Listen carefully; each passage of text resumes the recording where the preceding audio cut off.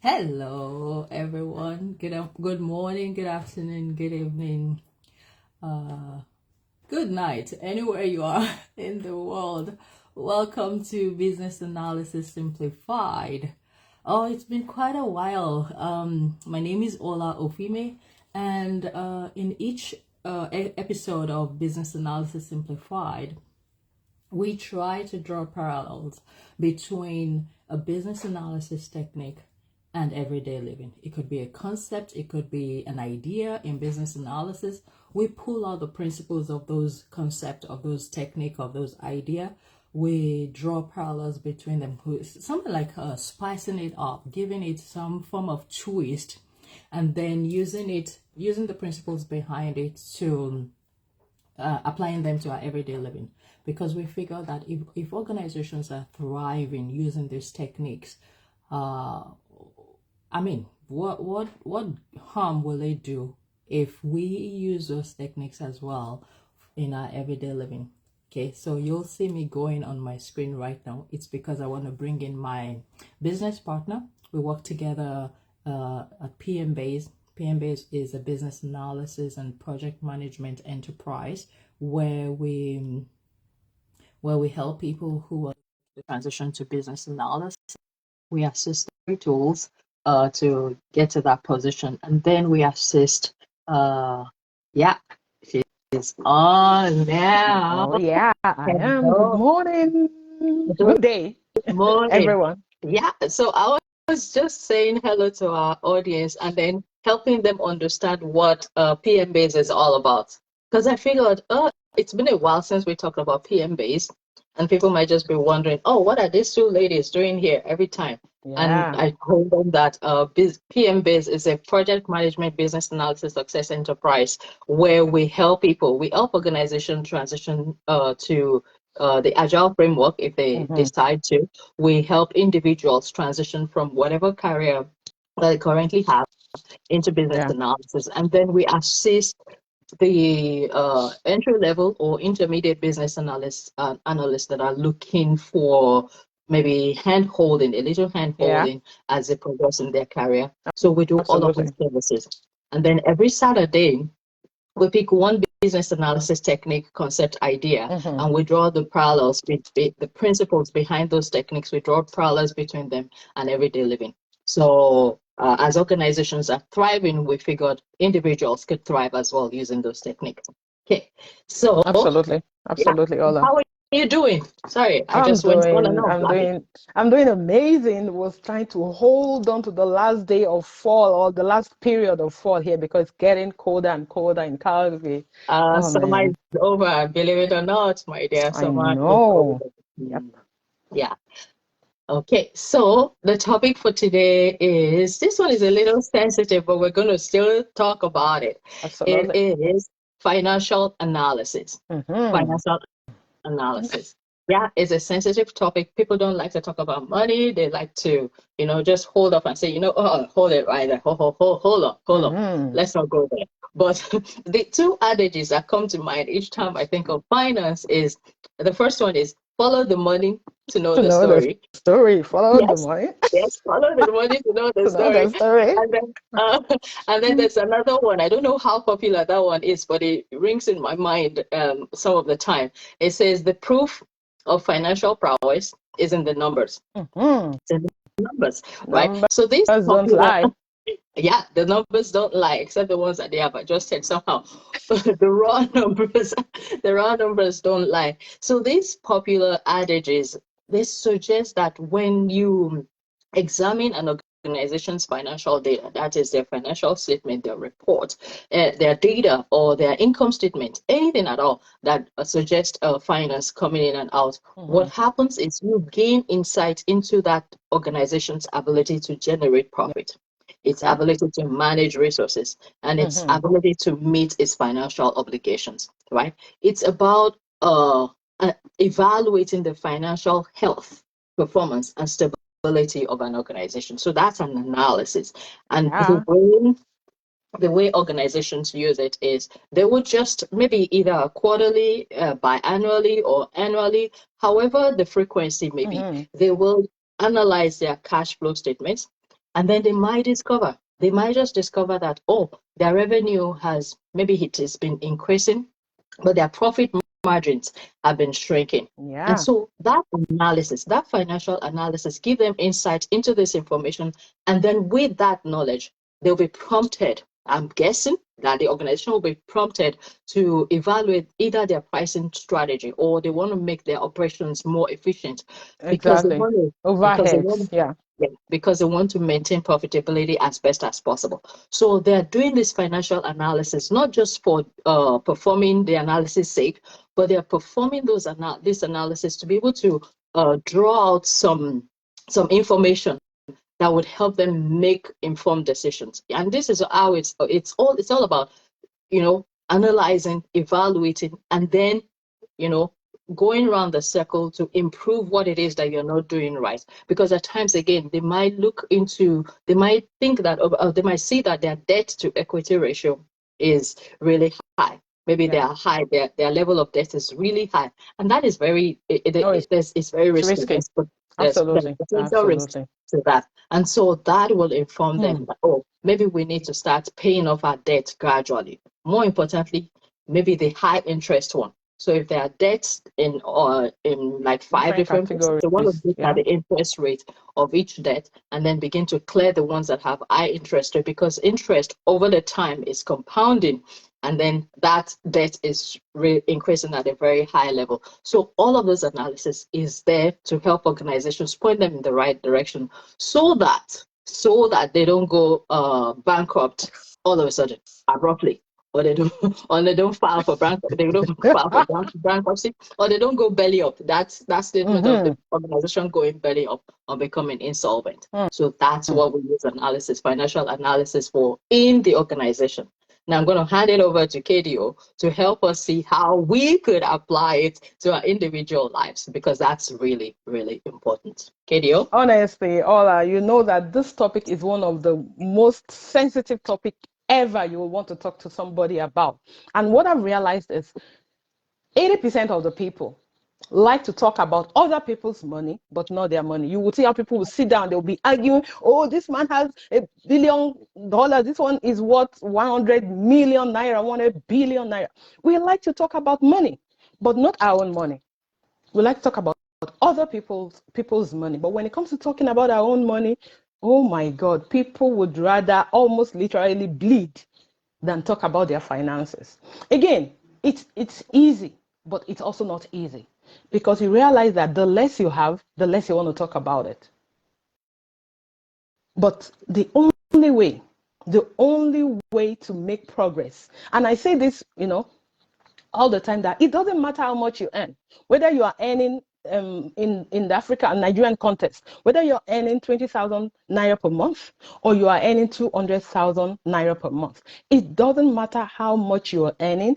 It's the only thing that matters is how much do you have left at the end of the month. Because if somebody is earning 20,000 naira, $20,000, and you are able to have 5,000 at the end of the month, and somebody else is earning 200,000 and can only boast of 1,000 at the end of the month, guess who's better? The 20,000 fellow. Because it's not a matter of how much you earn, it's always a matter of how much is left. And the only way to be able to know and manage that process is to talk up. You have to look at the money. In fact, that's why I was laughing when you started with follow the money to know the story. If you are not following your money, I can bet you are not going anywhere. We already know your story. It's a story of poverty. Yeah. But the only way to make a difference, the only way to increase is to fall. Your eyes has to be on your money. How much do you spend every month? You must know it. If you don't know it, you're not ready yet. Even all the big boys we look at, they know. They might not be the ones counting the coins, but they've got accountants, they've got financial people checking their stuff, knowing how much they spend, right?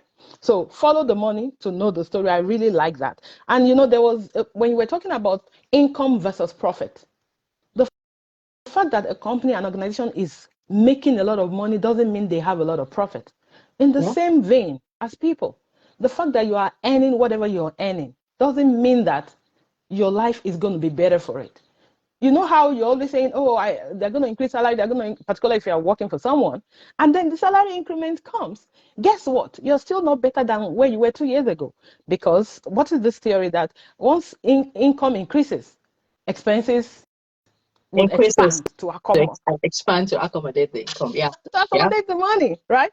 And like some of my funny people will say that village people, once you make money, they know, and they are coming after you to start asking for this, asking for that. But the truth of the matter is that we've got to keep our eyes on the money. You've got to be able to track. If we are not able to track, there is no way. There is no way. And there's also another that says, if you want to know the character of a man, and I dare say a man or a woman, check their purse. It gives three things to check, but the top two is you want to check their wine bottle. That is, are they drinking? If they are drinkers, you know that your money is going down the drain, because it takes a lot to be able to sustain that lifestyle. Haven't heard that before. Check their wine bottle, right? Ooh. No, or just say check their wine cup, because if you're always filling your wine cup, you're going to run to penury. If he drinks so much, he cannot, or she drinks so much, because this day is no longer about gender. She drinks so much, you cannot control yourself. Money will never stay with you. The fool and his money are soon parted. No matter how much you earn. We have the story of the prodigal son in the Bible. He had literally took half of the father's money, went away and blew it up. So income is different from retention. It doesn't matter. You've got to be able to. One of the other things we used to say back in the day was, what was this? I think it was a friend of mine that used to say it a lot. I think it was Tayo. Tayo would say, empty your pocket to fill your head. Then your head will fill your pocket. Oh, that's significant. I like that. So invest in your development, personal development, professional development, and that will in turn bring income to you. It's amazing. Yeah. But for the purpose of this conversation that we're having, Ola, the most important thing here is that we need to keep our eyes on the money. What is your expense? When the money comes in, how many people even have an expense tracker? Oh, because that one is there. That's how organizations know where they're sitting. Financial analysis, because they need to be tracking what the expenses. Income is easy because when it comes, you hear the kang, kang, kang, you know. So you know. And if you're salaried, it's even easier because you know how much is coming in. But the question is, do you know how much is going out? Oh, bros, give me 5,000 there, you give. I'm not saying we should not be liberal, but you need to know. Have a budget for bros here, so that when the budget is out for the month, the next person that shows up says, bro, you got to wait till next month. How much are you spending on eating, on accommodation, on transportation, clothing, shoes, bags, events? Now we're becoming the topic is becoming very touchy. But anyway, just to hit the nail on the head, the thing is you've got to know. Yes. If you are not willing to sit down and look inward, if it's becoming too embarrassing for you to look at your finances, then you need to look at your finances. Right. If you don't want to talk about the money, you need to talk about the money then. Yeah. You especially need to. That's how it goes. Yeah, absolutely. Sorry, we're going to say something there. So I was just going to chime in that, again, you might do a reverse engineering, which is to look at all your expenses. So for instance, we're in the month of October. So pull out your income statement or your credit card statement for the month of September. If you're the type that is still shying away from actually looking at what you're looking at how to manage your income or your expenses, pull it out. Just do yourself a favor. Pull out the credit card statement and then highlight the things that you spent money on in the past month that are either reoccurring. So those are the things that you spend money on every time. Put them in an Excel sheet if you're familiar with the tool, or put them in a piece of paper. Write, as in physically write them out. You paid bills, you paid your phone bills, you paid your house rent, you paid this, you paid that. Those are reoccurring expenses. And then add them up. and then see compared with the income, with your income, the ones that are just one-off expense. Maybe you decided to treat yourself to a night out in the restaurant. Maybe that's not a regular thing for you. Because it's okay, I'm all about eating out some of the time, right? Just to spice things up as against just eating homemade meal all of the time. There's nothing wrong with that. So your restaurant fee, your restaurant expense, your kids' activities fee. So maybe they play basketball, they play swimming, they go for swimming classes. So put them. So you could have recurring expense. You could have ancillary expense. Identify, classify, categorize them like that, and then compare it with the income that you have. And then look for ways where you could cut costs, because what we're primarily talking about is you having something to put in your investment, to save for future, to save for probably retirement or for your education, your children's. Sorry, I love it. Somebody said, they say I should save. I'm told to save money for a raining day. It's raining every day. Oh my God. Oh dear. Yeah. So what we're primarily talking about, essentially talking about, is your income has to be a lot, maybe not significantly, but a lot. At some point should be significantly higher than your expenses, because that's the way you could put money aside for things that would meet your financial goals. Either you want to retire early, or you want your kids to have good education, or you want to, you want to travel the world. All of those things have to be planned for. They don't just magically happen, except of course if you run into an inheritance unexpectedly. A fool and his money are soon parted. If you don't have financial intelligence, the money is flying out of the window. I mean, we have statistics to back it up. People that won the lottery and they went back to like abject poverty. Right. It's because if you do not fill your head, no matter what comes into your hand, it's going to fly away with wings. They say money has wings. It flies, literally flies, right? But again, let's go back to the organization analysis that we started with, the financial analysis of the organization. There were 3 key points there. That if any organization is ever going to expand, they need to be able to look at the money and say, okay, how are we able, what is our ability to, 1, generate profit, 2, manage resources, and 3, meet our financial obligations. And I'm going to focus more on the last 2. Number 1, or the last one, let's go from the last to the first now. Number 1, are you able to meet your financial obligations? If you cannot take care of that 1-bedroom apartment that you have, do you qualify for a 2-bedroom apartment? If you cannot take care of that 1 room, do you qualify for a flat? If you cannot take care of your bicycle, do you qualify for a car? You cannot take care of the 1 shoe you have, do you qualify for another one? So number 1, ability to meet your financial obligations and manage resources. I know that what you're earning right now is not enough, but are you managing?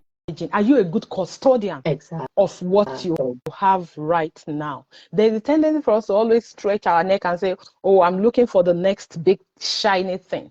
Money is good. Nobody's contesting that. The more you have, well, the better you. There was this this thing I saw on YouTube, or was it on Facebook? I can't remember. And they were asking them that, do you want this or do you want that? And the lady said, I'd rather be crying in Dubai than be smiling in Aba. Whatever that means. But I get the point she was trying to paint was that as long as the money is there, things are a bit more manageable. Nobody is saying money is not good. Nobody is saying you shouldn't have it. But we're talking about the future is coming. But today is what you have. How much do you have in your hands, and how are you managing that resources? Ability to meet your financial obligations. There are some people that I've met in my life, believe it or not, that can afford to buy shoes but cannot afford to buy rent. Some of my people can buy a Shoebi, but they'll come at the end of, you buy a Shoebi in August, and then you come in September and say, please, ma, I want to pay for your children's school fees. I'm like, I get my children or your children. We need to be sensible, manage resources, meet your financial, like you were saying, recurring bills. You know your kids will go to school. You know that house rent is coming. You know that your children and yourself, you have to eat. As a single person, even, you know you have to take transportation to work. How come it's shoes and whatever that you're buying first? So ability to manage resources and meet your financial obligation. And then and only then can you be able to generate profit. And nobody's going to give any organization money if all of those three things and they cannot see it. Right. The same thing with our own lives. It's just because nobody is essentially looking down your neck and saying, show me the money. But if you're going to ever expand, you must put yourself in that position where you're showing yourself the money. I remember somebody that once came to me and said, okay, please, I really need to go to the next level. I need coaching, finances, blah, blah, blah. I'm like, okay, fine. How about you start making a list? It was a business. So how about you make a list? You must be able to track all your income and your expenses in this business. Right. So let's say you're starting a business. So she wanted to start a clean slate, 200K. She got the money. She bought the product. Make a list every day. At the end of the week, you report what your income is, what you were able to, your sales were, and then you go back and repurchase and all of that. It went on for 2 weeks, and then it became very painful for her. Says, man, it's just too tough to be writing things down. What you cannot manage or what you can't track, you can't manage, right? If you're not tracking it, you can't manage it, right? At the end of the day, she said, I don't think I can do it. And I said, then you're not ready for expansion. You're not ready for growth. Yeah. It's painful. Ask a child that is trying to grow the tooth. It is a painful experience. But when the teeth is out now, she begins to eat all the chicken in the entire house. Yeah. Right. I mean, someone else will say, oh, yeah, KDO and all that. Oh, yeah. We know you could talk about finance because you're making the big bucks. But again, this is why we're here. We have PMBase. PMBase to help you, just in case it has crossed your mind that you want to transition to business analysis, because you get the big bucks in this industry for sure. In the IT industry, you get the big bucks. But again, it has to do with you managing what you have first, right? Before you transition, because when you transition, you will get the big bucks, but you don't want those big bucks to go down the drain. You want to be able to manage them. So your ability to manage now, you are going to translate it. You're going to transfer it to what you're going to do in the future. So we welcome you. Transition is good. Business analysis is a very viable career that you could climb your way gradually to the top of the ladder, right? But at the same time, as you're doing that, you're managing the finances, the income that you're coming your way, because that's the only way to eventually thrive in life. Thrive in life. Yeah. Okay? Yeah. Awesome. So DM myself, DM KDO, we are there to hold you by your hands and walk you through the journey step by step. In each module, we train you, we give you different ways actually to learn, either kinesthetic, or auditory, or visual, right? Ways of learning. We expose you to those, and you pick the ones that is applicable to you, and you walk your journey step by step until you accomplish those goals and dreams. It's almost the end of the year. You want to revisit those goals that you had at the beginning, right? And make sure you accomplish them. Okay. So financial analysis, we know it's a little too sensitive, but we got to talk about it, because that's the way you get to actually manage and to be on top of your finance, right? Yeah. So guys, we've got to follow the money. We've got to follow that money. Yeah. We cannot allow the money to be an orphan. We've got to close market. Let's market closely, right? That's the only way. That's the only way. If it's tracked, you said it's measurable. Yes. You can't track it, you can measure it, right? So we really, really, really have to follow that money. And again, like Ola said, the year is coming to an end. What's 2024 going to look like for you guys? What's the plan? Or is it too early to plan? I don't think so. I don't think so.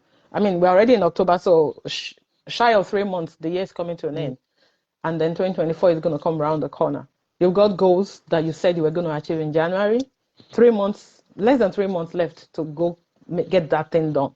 So whatever it is, weight loss, transition into IT, I don't even know, whatever it is. You want to eat better, you want to what do people want to pay off your debt? want to pay off your debt, you want to, I don't know, whatever your goals and aspirations are. Right. This is the time. There's still 3 months, less than 3 months to go. Take that first step forward, because it's always one step at a time. Absolutely. You don't see people hopping to get where they're going. It's always a step in front of. Well, kids will hop, but you know how far they're going to go. They're going to trip and fall. Right. But matured minds take it one step after the other. Ola likes to say, how do you eat an elephant? Pace by pace. We conquer the elephant bit by bit. Absolutely, guys. So 2023 is winding down, but there's still yet time to put your foot on that pedal and say, let's go. Let's go achieve the goals. Let's go start on the goals. Yeah, we know 9 months is already gone. You might not be able to finish it, but at least you started. And then that sets your 2024 in a better place. Absolutely. So guys, we want to encourage you, want to challenge you. Please get up and go. Let's make something out of 2023. And if business analysis, like Ola said, is your thing, we're always here, willing, able to help you transition so that you can still make that goal a reality. Somebody asked me yesterday that, oh, KDO, when is your next class? I'm saying, you people don't want us to go for Christmas, eh?